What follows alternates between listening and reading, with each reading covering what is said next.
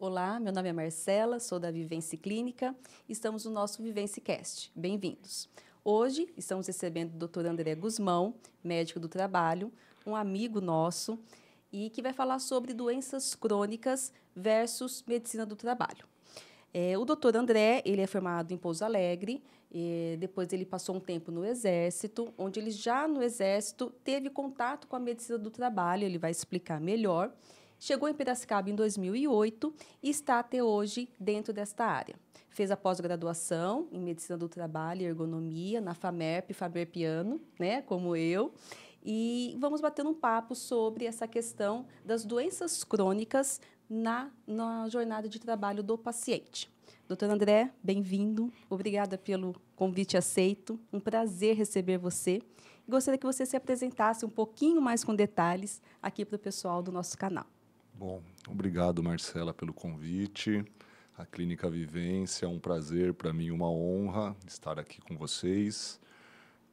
Como você disse, eu sou médico do trabalho, estou na Santa Casa, na coordenação do PCMSO e nos atendimentos também. Esse ano eu completo 12 anos de casa lá. E nessa batalha de promover saúde para o trabalhador, né? Já estou nessa jornada há mais ou menos uns 15 anos, né? Eu me formei em 2006, como você disse, em Pouso Alegre, no sul de Minas. Depois me alistei no Exército e em 2007 eu tive essa experiência de servir o Exército em São Gabriel da Cachoeira, na Amazônia. Na Amazônia? No estado do Amazonas, né?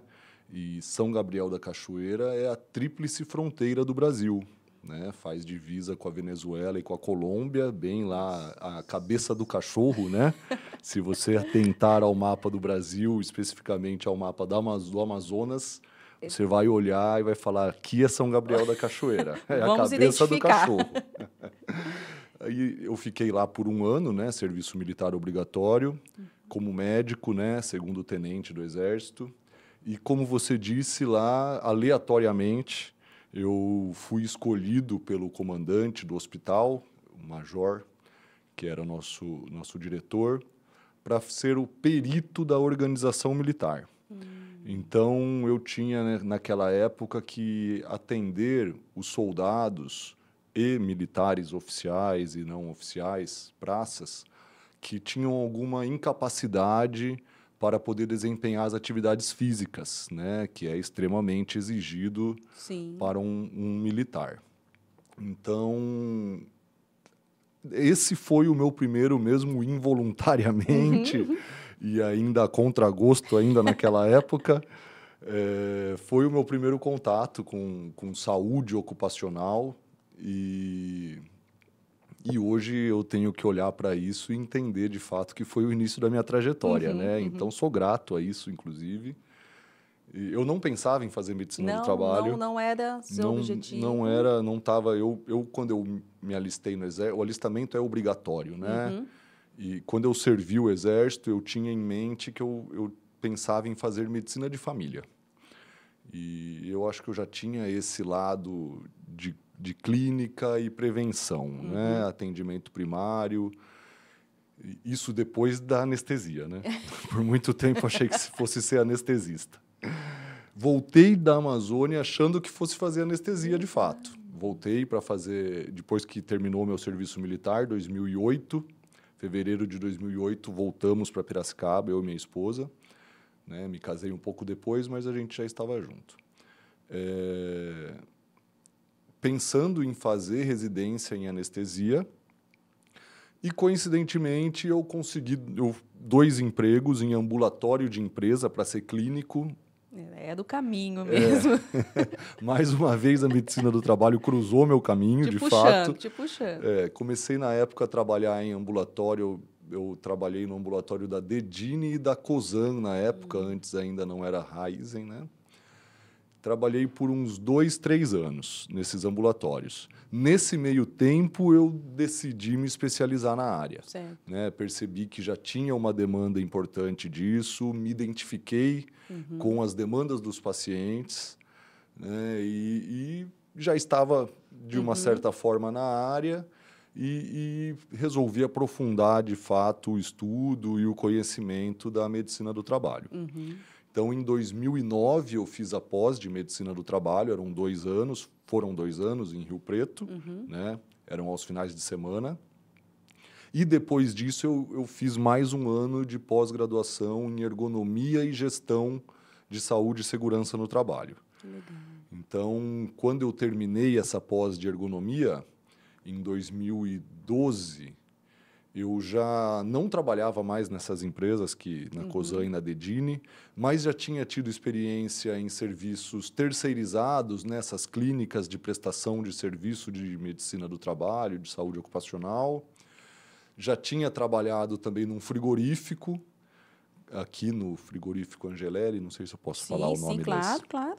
Trabalhei lá também por um breve período e trabalhei num outro lugar existe até hoje, o Seconce, que é nacional, inclusive o de Piracicaba e do estado de São Paulo é bem forte. E no Seconce, o foco é a construção civil. Então, nesse meio tempo, eu tive a oportunidade de conhecer diversos riscos em que os trabalhadores se expõem durante a sua atividade laboral.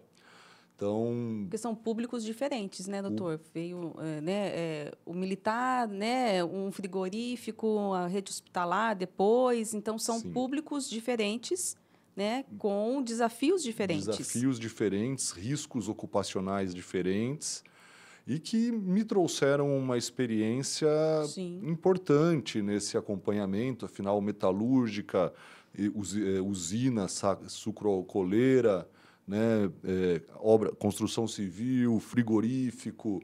Então, depois disso, eu entrei no hospital, onde estou até hoje.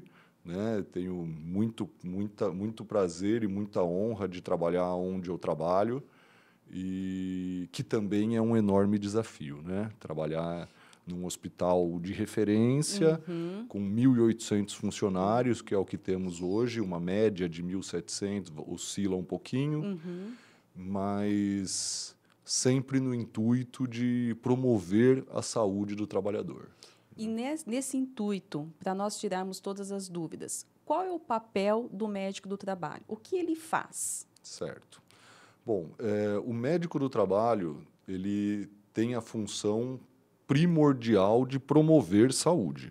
Então, ele atua na atenção básica, precisa ter conhecimento de clínica médica para isso, né? Ele também precisa atuar numa prevenção secundária dentro da empresa. Então, no caso, a prevenção primária seria promoção de saúde, basicamente, né? A prevenção secundária, ela consiste no diagnóstico precoce do adoecimento, seja ele relacionado ao trabalho ou não, porque muitas vezes o médico do trabalho é a porta de entrada do trabalhador para um serviço de saúde, até pela obrigatoriedade que o trabalhador tem de passar nos exames ocupacionais, periódicos.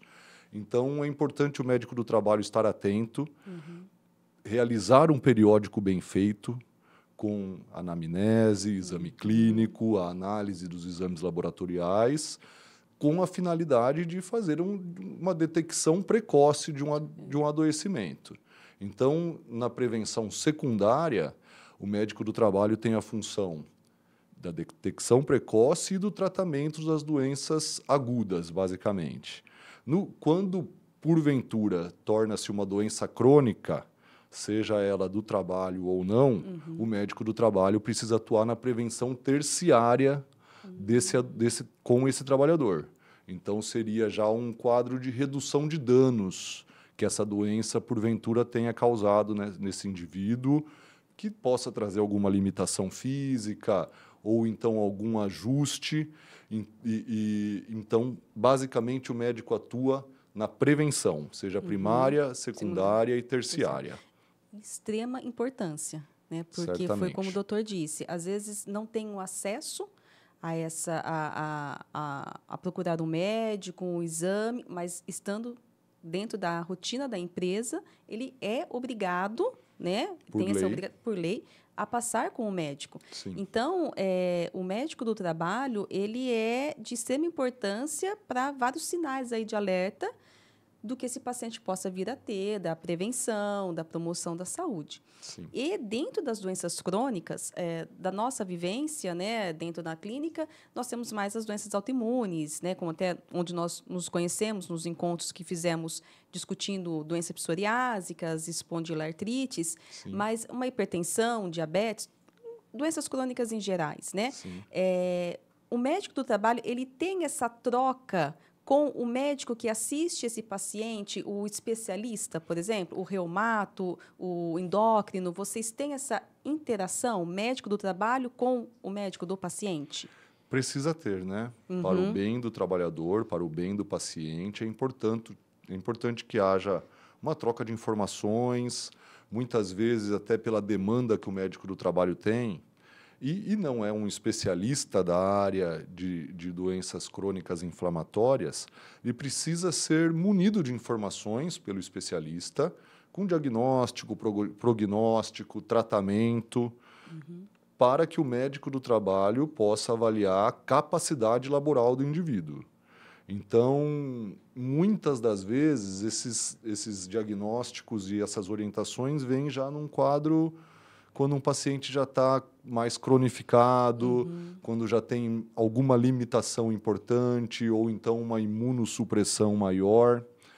Então, nesses casos em que já há uma limitação na vida social e laboral do trabalhador, é a hora que exige-se que tenha uma parceria em prol da saúde do indivíduo. Né? Então, sim, existe uma troca de informações através de encaminhamento, reencaminhamento, retorno, para que se possa promover um mínimo de saúde ou redução de danos a esse trabalhador. E direcionar ele até dentro da empresa, né? Como o doutor colocou. Sim. Porque existem doenças crônicas que afetam diretamente esse paciente ou esse colaborador dentro da empresa, né, doutor? Sim. Que através de vocês existe esse direcionamento para ele não ter danos, né? E ter até pensando na empresa também, a empresa ter esse colaborador bem na empresa, né, para trabalhar. É esse o pensamento mesmo. A gente tem a própria ergonomia em si, o conceito de ergonomia é a adaptação do trabalho ao homem. Certo. Né? Então, é promover conforto no ambiente de trabalho. Então, como isso é, de fato, individualizado, não pode ser tratado de forma coletiva, a gente tem que ter um olhar para cada indivíduo mesmo. Então, no caso de um paciente com uma doença crônica inflamatória, uma espondilite, por exemplo, com limitação. Porque é importante a gente lembrar que uma coisa é diagnóstico Isso. e outra coisa são as consequências que esse diagnóstico traz. Então, nem sempre um diagnóstico vem acompanhado de uma limitação física. É lógico que é um alerta, quando você tem um diagnóstico referente a esse indivíduo, tem as mais orientações básicas de promoção de saúde. Agora, quando já tem alguma limitação, dor crônica, é necessário que se faça ajustes no posto de trabalho para que o trabalho não agrave essa doença que essa pessoa desenvolveu. No caso da psoríase, por exemplo, vou trazer para a minha realidade. Né? Uma pessoa que trabalha na assistência, na enfermagem, por exemplo, dentro no ambiente hospitalar, ela, conforme a norma regulamentadora número 32, que é o que rege saúde e segurança para profissionais de saúde, o indivíduo não pode trabalhar com lesões abertas em membro superior, não pode trabalhar com exposição de mucosa. Então, muitas vezes, a psoríase traz uma limitação, uma necessidade de afastamento, de fato, desse trabalhador, se estiver num quadro agudizado. Porque essa pessoa corre o risco de adquirir uma infecção, o hospital é um ambiente contaminado. Sim. Então, essa é uma característica. Artrite reumatoide, por exemplo, em que a pessoa já tem um quadro de poliartralgia limitante, com dor crônica, inevitavelmente é um indivíduo que vai trabalhar com restrição a carregar peso, a fazer algum tipo de esforço físico. Isso também é instituído de forma individualizada, de acordo com o grau que essa pessoa já está acometida e as consequências que a patologia traz na vida desse trabalhador. Nossa, perfeito, porque os exemplos deixam a gente enxergar, né, uma realidade. E o ambiente hospitalar, a medicina do trabalho no ambiente hospitalar, acho que traz mais desafios, né?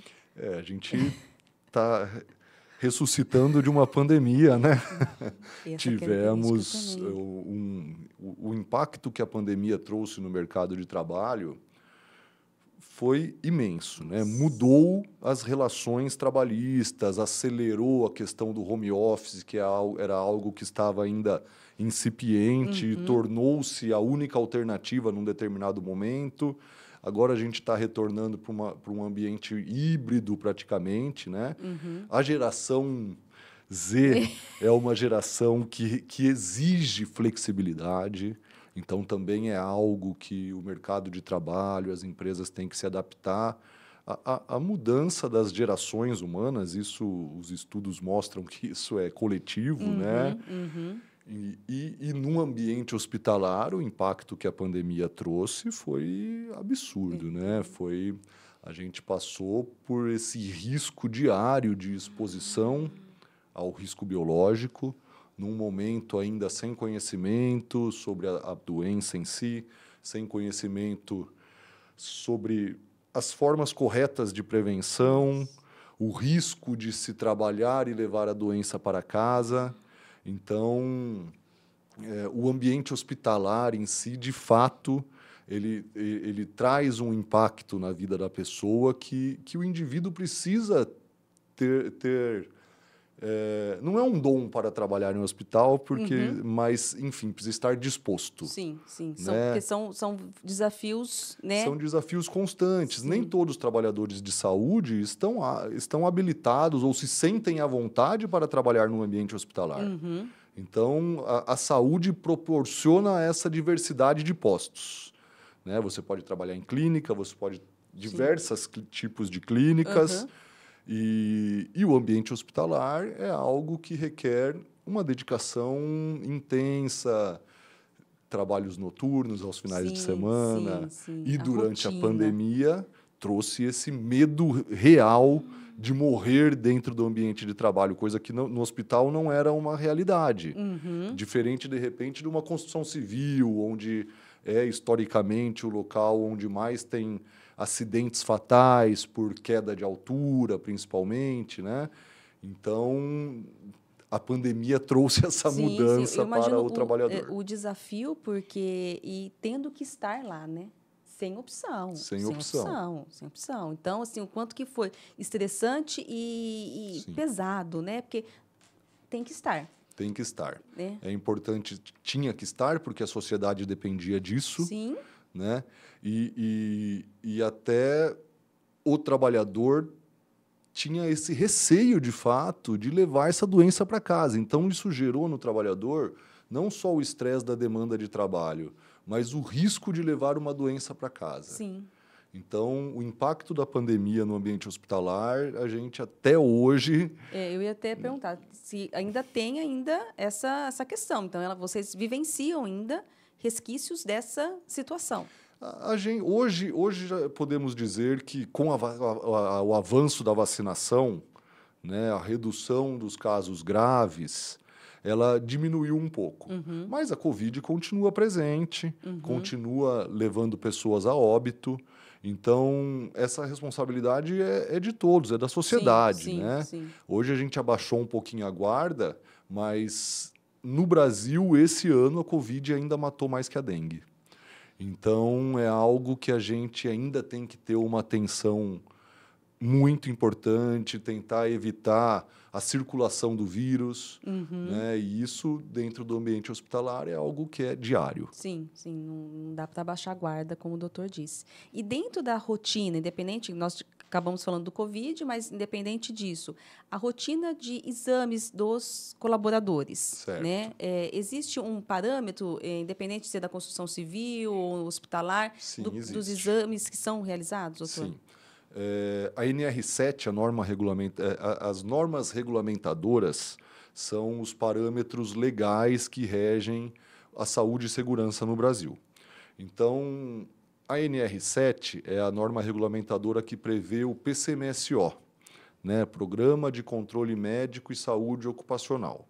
Então, na NR7 também é previsto quais são os exames clínicos obrigatórios que os trabalhadores CLT precisam fazer durante o seu contrato de trabalho, a sua relação com a empresa. Então, de forma geral, todos os trabalhadores precisam fazer um exame admissional, um exame periódico, que pode até ser bianual, em alguns casos, exame de retorno ao trabalho, se for um afastamento superior a 30 dias, um exame de mudança de exposição de risco, se essa pessoa mudar de função e nessa mudança ficar exposta a riscos diferentes, seja mais riscos ou menos riscos, precisa-se fazer esse exame de mudança. E o exame demissional. Então, é previsto também na NR7 quais são os exames complementares que os trabalhadores precisam fazer de acordo com a exposição de risco.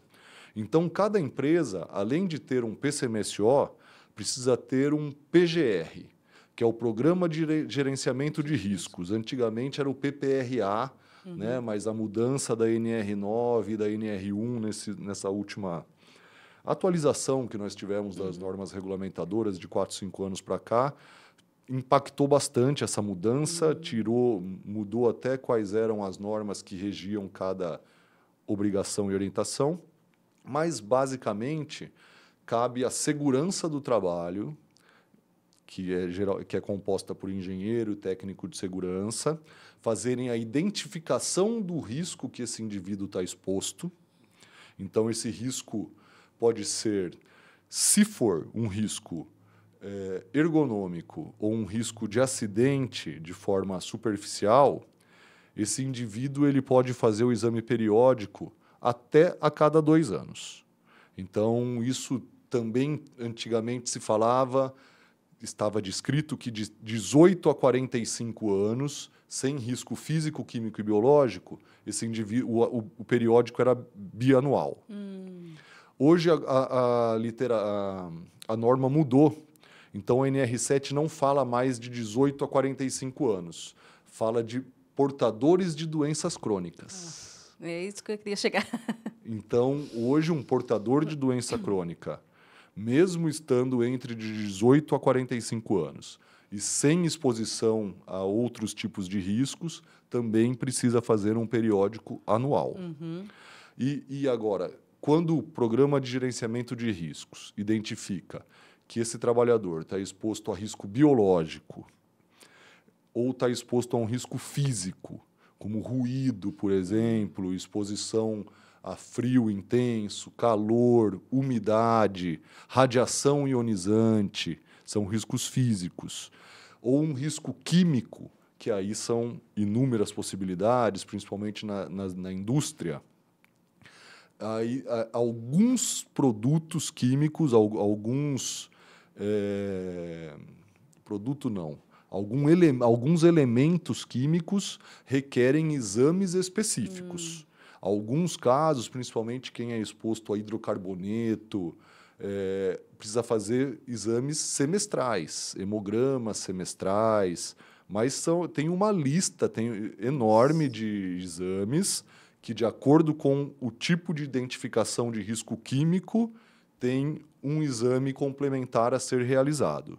Então, cada função, basicamente, tem uma forma de ser conduzida e acompanhada pelo SESMIT das empresas. Muita seriedade neste caso, né? Em tudo, mas é muito específico, né, doutor? Conforme a sua função, o risco que você está exposto, se tem a doença crônica. Então, assim, um acompanhamento bem de perto que esse paciente, esse colaborador, ele tem da promoção e da prevenção da sua saúde. Sim. Né? Como a medicina do trabalho, ela está para agregar na vida dessa pessoa. Porque ela não teria o acesso... Um muitas vezes, monitoramento. da exposição a que ele está... Sim. Né? A gente tem, inclusive, que o nosso médico Ramazzini é considerado o pai da medicina do trabalho. Né? Bernardino Ramazzini. Ele foi um médico italiano no século XVIII. Então, em 1700, ele escreveu um livro que é considerado, até por esse livro, ele é considerado o pai da medicina do trabalho. E ali ele dizia: diga-me com que trabalhas, que eu te direi com que adoecerás. Perfeito, né? E é verdade. É verdade. Então, é até uma questão, eu gosto de falar disso, porque, apesar da medicina do trabalho ser uma especialidade de quase 400 anos, ainda é uma especialidade considerada de segunda linha, principalmente pela sociedade, pelos colegas. Dentro da medicina, você Dentro diz, da né? medicina, e até a sociedade também enxerga o médico do trabalho sem a devida atenção. Sim. E eu acredito que isso se deve também muito à forma de atuação de alguns colegas que, nas clínicas de especialidade, não têm esse compromisso que o médico do trabalho tem com o trabalhador dentro da empresa. Sim. Porque até a forma como o trabalho é desenvolvida não permite que tenha essa relação, um prontuário de acompanhamento. Você não consegue, de fato, numa clínica terceirizada, promover saúde para o trabalhador. Você não tem esse vínculo com a empresa. Dificilmente o médico do trabalho, que geralmente é um clínico que atende examinador nessas clínicas, nunca pisou na empresa que ele está atendendo o trabalhador. Certo. Então, ele não tem como avaliar de fato, e nem tem tempo para isso também. Mas, dentro da empresa, o médico tem, sim, a obrigação de conhecer o posto de trabalho, de acompanhar e conhecer de fato os riscos que esse trabalhador está exposto, quais foram as medidas promovidas para reduzir a exposição a esse risco e monitorar a exposição ao risco através dos exames periódicos. É porque faz toda a diferença. Faz toda a diferença. Faz toda a diferença. Eu acredito, na sua fala, em relação à medicina do trabalho, não ter, às vezes, dentro da sociedade essa visão, até por uma falta também de informação. Porque parece que é o exame admissional e demissional, e não tem esse monitoramento. E na minha vivência, colocando agora a minha vivência, nós sabemos da importância do papel do médico do trabalho. Tanto que nós participamos, nós fizemos esses encontros que nós desenvolvemos, né, de 3 encontros com vários médicos do trabalho, porque nós sabemos, o paciente dentro da nossa clínica, centro de infusão, o quanto o médico do trabalho, num diagnóstico precoce, encaminhando para um colega de vocês, o tratamento sendo precoce, a qualidade de vida dessa pessoa. Né? E é o médico do trabalho, muitas vezes, que tem o fio da meada. Sim, que começa. Geralmente isso começa através de queixas de dor crônica, né? Geralmente em articulações diferentes que não melhoram. É aí quando se pensa na possibilidade de uma doença autoimune. Até para fazer um diagnóstico diferencial desse trabalhador mesmo. Né? Sim. E sim, quantas e quantas vezes eu peguei trabalhadores com afastamentos recorrentes de dores articulares e esse paciente nunca tinha tido uma consulta com um especialista e tinha uma artrite reumatoide. Eu fiz esse diagnóstico inúmeras vezes, né, de consequência, mas já num processo de absenteísmo. O paciente já vinha se afastando, já estava em sofrimento e nunca tinha tido acesso a um reumatologista. Então, né? até eu vou aproveitar a sua fala do absenteísmo, que nós discutimos nos nossos encontros, né, quando fizemos essa parceria, absenteísmo e presenteísmo. Queria que o doutor, por favor, colocasse as diferenças, né, explicasse um pouquinho sobre cada uma. Bom, o absenteísmo, basicamente, é a ausência do trabalhador no posto de trabalho. Isso pode ser tanto por atraso, por falta ou por adoecimento. Né? É um cálculo de taxa de absenteísmo que é feito, geralmente, os RHs das empresas sérias costumam fazer esse tipo de cálculo, né, que são as horas perdidas pelo total de horas trabalhadas esperadas naquele setor, e vezes 100 para poder fazer o percentil. Certo. Né? Então, isso seria a taxa de absenteísmo. Mas o absenteísmo em si é a ausência do trabalhador, não necessariamente por adoecimento. Você pode também fazer cálculos de absenteísmo por adoecimento. Você faz um cálculo de um CID específico e calcula a taxa de absenteísmo daquele CID. Né? Tá. Mas o absenteísmo é a ausência do trabalhador no posto de trabalho. O presenteísmo é a presença, né? O nome diz, mas é um tipo de presença que até as pessoas costumam dizer quando está com o corpo presente e a cabeça está longe. Né? Então, isso é uma forma de corpo, a alma presenteísmo. ficou, né? É uma forma de presenteísmo. Sim, Muitas vezes essa pessoa tem problemas pessoais, problemas sociais, não consegue se concentrar no trabalho, o que predispõe esse indivíduo aos acidentes, muitas vezes. Né? Então, isso é um tipo de presenteísmo, o corpo presente e a mente distante. E temos um outro tipo de presenteísmo também, que mesmo quando aquela pessoa, aquele indivíduo, está presente, tentando se concentrar, ele tem alguma incapacidade temporária ou permanente por alguma lesão crônica, pode ser inflamatória, pode ser decorrente de um acidente, de um trauma importante, mas tem uma redução da sua capacidade laboral. Então, isso é o indivíduo que trabalha doente. Né? Isso também é um tipo de presenteísmo. Basicamente é isso, o absenteísmo a ausência e o presenteísmo a presença, mas não de forma completa. E qual é o desafio para a estratégia de trazer esse colaborador com presenteísmo para uma qualidade pessoal e dentro da empresa? O que vocês, como médicos do trabalho, têm como desafios implementar para ele estar melhor? São muitos. Primeiro, e o mais importante, ao meu ver, é entender o que se passa, né? Qual o motivo do presenteísmo desse indivíduo, né? Então, avaliar se é algo de ordem de saúde mental, né? Se esse indivíduo está com alguma ausência de um diagnóstico que não foi realizado, ou se essa pessoa está passando realmente por problemas pessoais, problemas sociais, familiares. Então, a primeira questão é entender o que se passa. Para isso é importante que esse indivíduo tenha acesso a um psicólogo em algumas oportunidades, tenha acesso ao médico do trabalho, né? Tenha uma liderança atenta para perceber essa mudança de comportamento, que geralmente quem percebe isso são os colegas e o líder imediato, um supervisor, coordenador de setor. Então, é importante que haja uma parceria entre os coordenadores e supervisores e a medicina do trabalho para que essa identificação, essa mudança de comportamento, e falando isso mais basicamente quando está relacionado não a doenças crônicas limitantes, né?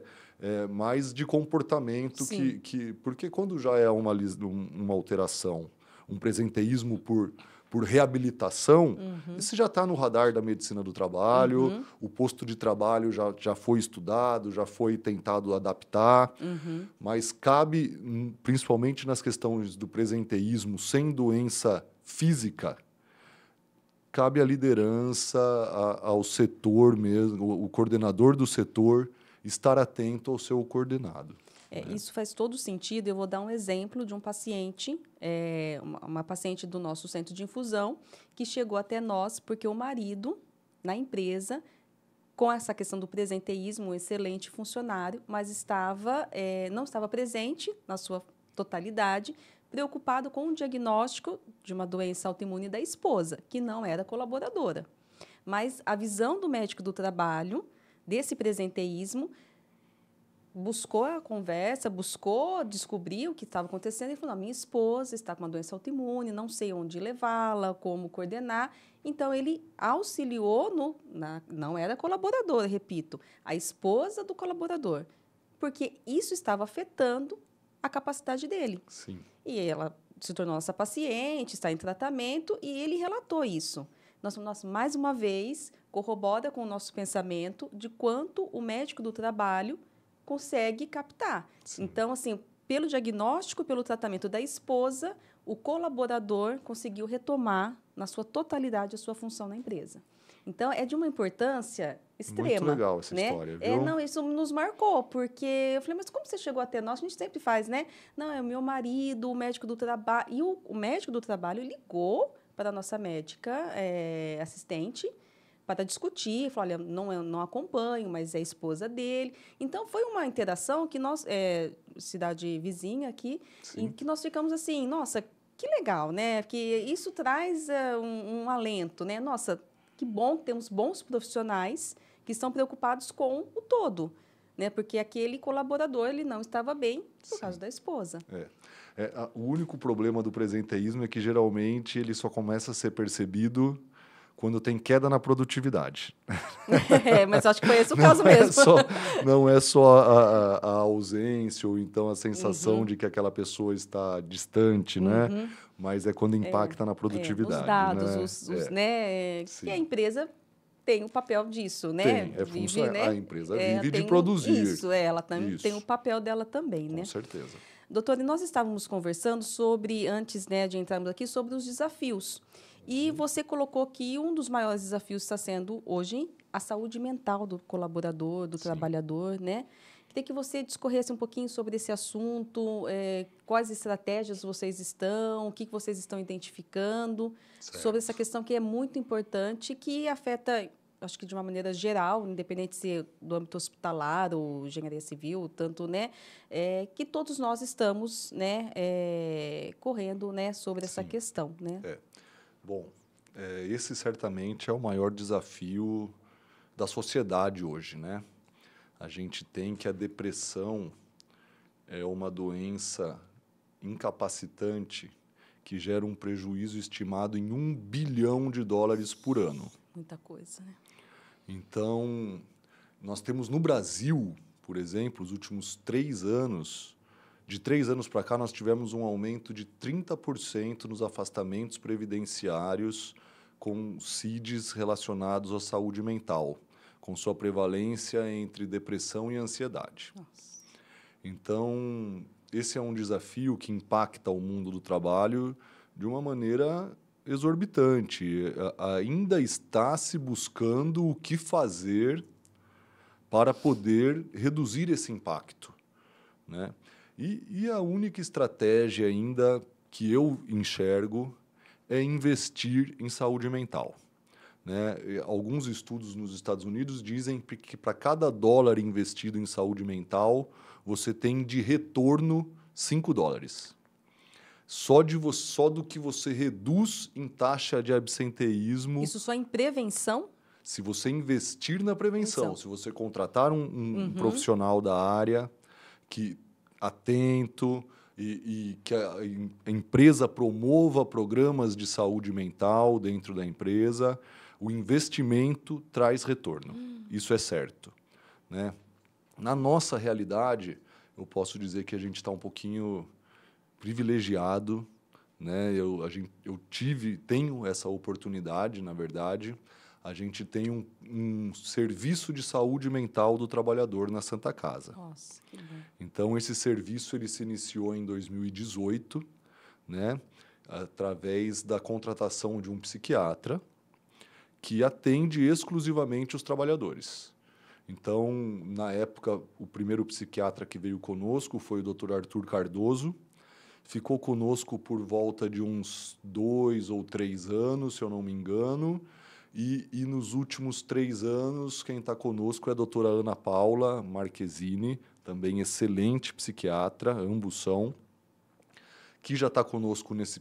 Então, nós já temos esse serviço de saúde mental 1 ano antes da pandemia entrar, o que nos ajudou 2 anos, né? 2018, a pandemia estourou mesmo em 20, né? 2020, Março de 20. Isso. Estamos completando 4 anos nesse momento. Mas a gente tem esse serviço de saúde mental. E isso veio, vou até dizer, porque eu trabalhei muitos anos em postinho de saúde. Eu fui clínico geral em UBS, né? por 8 anos. Eu fiz PSE, UBS, né? PSF eu fiz na Amazônia ainda também, por 6 meses. Atendia, fazia visita domiciliar nas comunidades carentes.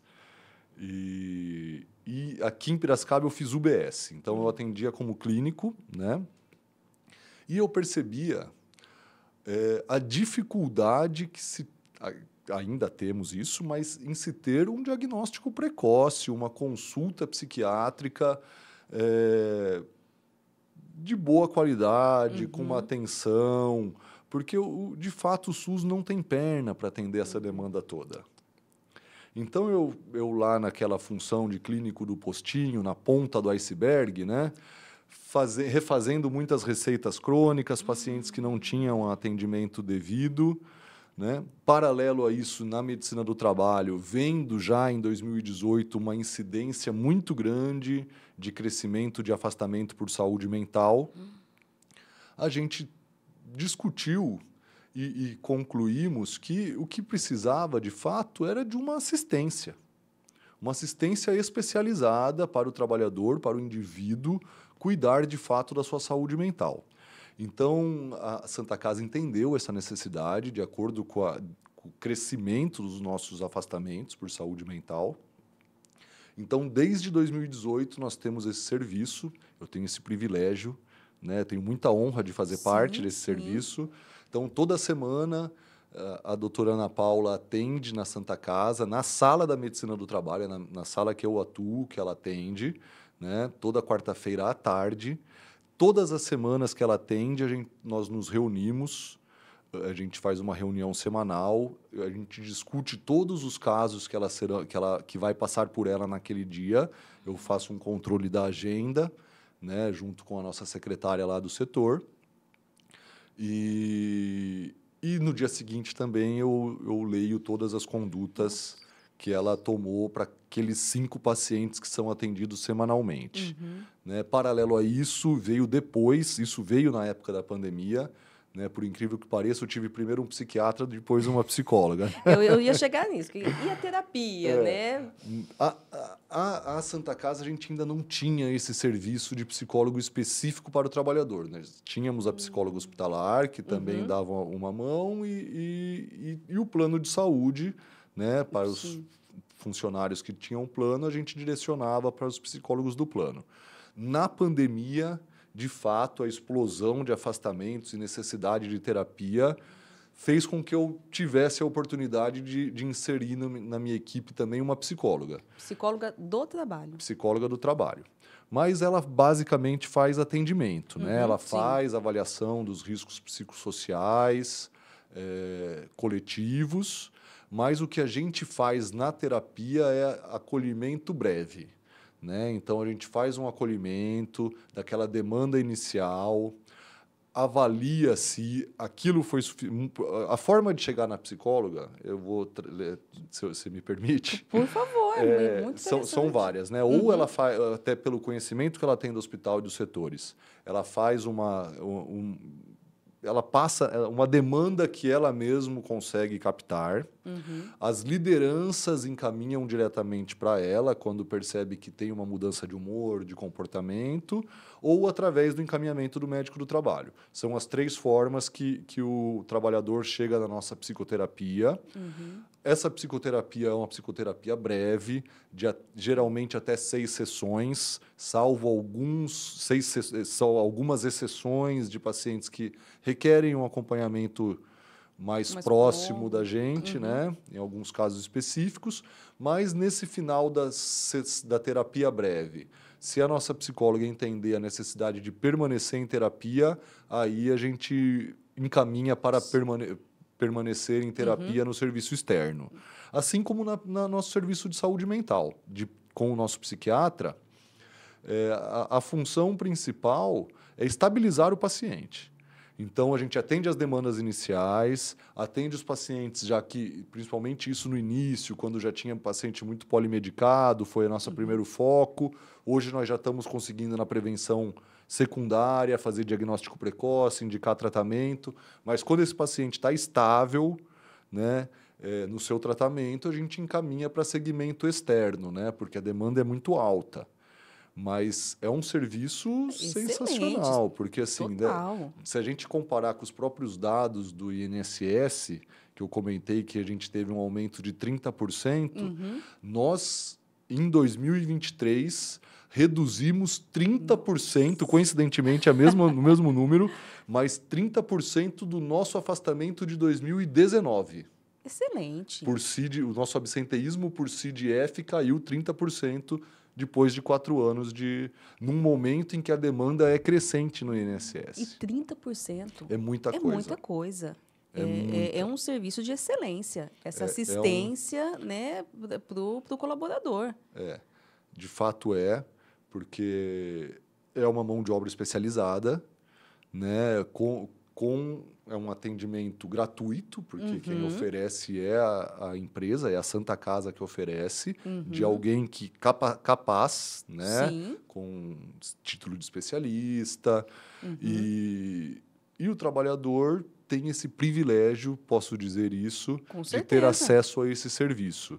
E de ter acesso ao diagnóstico precoce, ao tratamento correto, já reduz o absenteísmo mas não resolve o problema. Sim, sim. Né? Porque a saúde mental, como a gente... É um desafio. É um desafio muito grande, é um problema mundial, social muito grande que nós temos, mas pelo menos temos a possibilidade de oferecer um tratamento especializado. Sim, porque é uma ação totalmente gratificante para todos, né? A equipe, você, né, como médico do trabalho, trouxe, né, essa equipe com esse diferencial, o colaborador que está sendo assistido, a empresa, Santa Casa, que tem um retorno sobre isso. Sim. Então, é o famoso ganha-ganha. Está todo mundo bem. Então, assim, é um exemplo realmente para outras empresas o desafio da saúde mental ser tratado desde o início, o quanto mais precoce possível, né, para ter todo aí um caminho a se percorrer com mais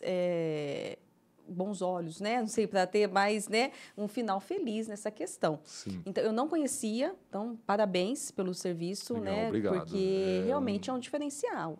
Eu até penso que não há na nossa região um serviço similar. A gente teve dificuldade, inclusive, para estabelecer parâmetros, para saber como que a gente ia agir. A gente sabe que grandes hospitais de São Paulo, Sírio, Einstein, o HC, já tinham psiquiatra.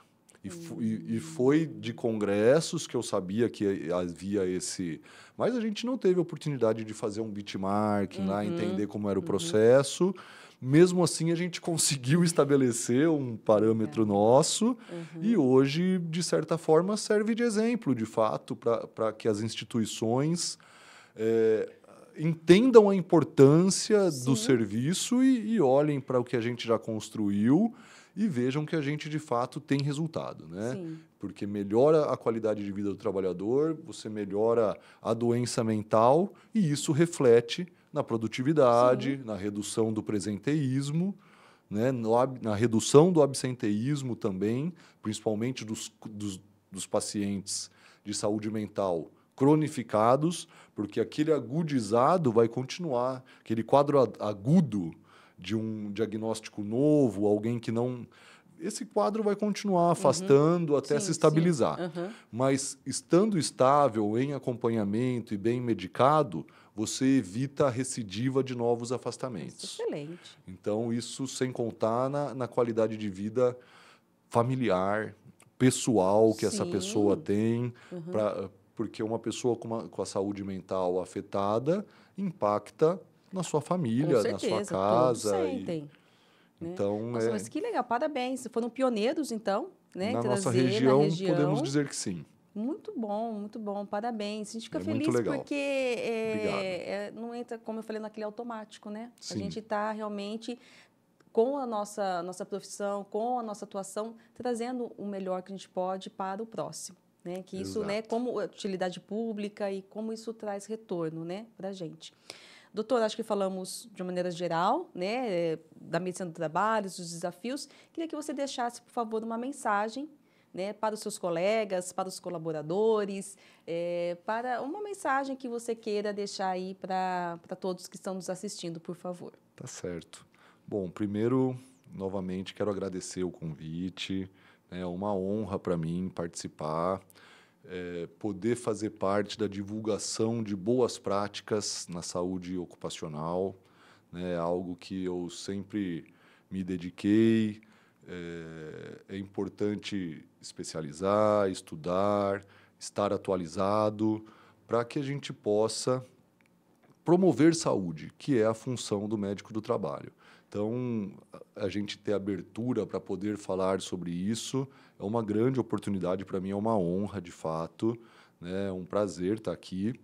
E eu espero, sim, que essas novas gerações de médico do trabalho, eu já vejo isso, eu já percebo uma mudança de comportamento, de pessoas mais engajadas com o seu público, né, com o seu quadro de pacientes, que possam, de fato, se dedicar à especialidade e não usar a especialidade como um cabide, como um segundo emprego sem dar importância, como foi praticado, e num momento que também não tinha tanta fiscalização. Então, hoje, é fundamental que as empresas invistam em saúde ocupacional, porque a saúde do trabalhador é a saúde financeira da empresa. Uhum. Então, é importante que o empregador tenha esse conhecimento, esse entendimento, e que os meus colegas médicos do trabalho contribuam para esse entendimento e cada vez mais para uma promoção de saúde coletiva. Perfeito. É isso. Muito obrigado. Obrigada, doutor. Foi ótimo. Deixo aqui o nosso espaço para quem tiver dúvidas. Vamos transmitir a você, né? Estamos à disposição, né? Sabemos, né, da sua disposição de estar realmente, né, nos ajudando nessa questão de utilidade pública em divulgar e trazer mais, né, promoção da saúde mesmo.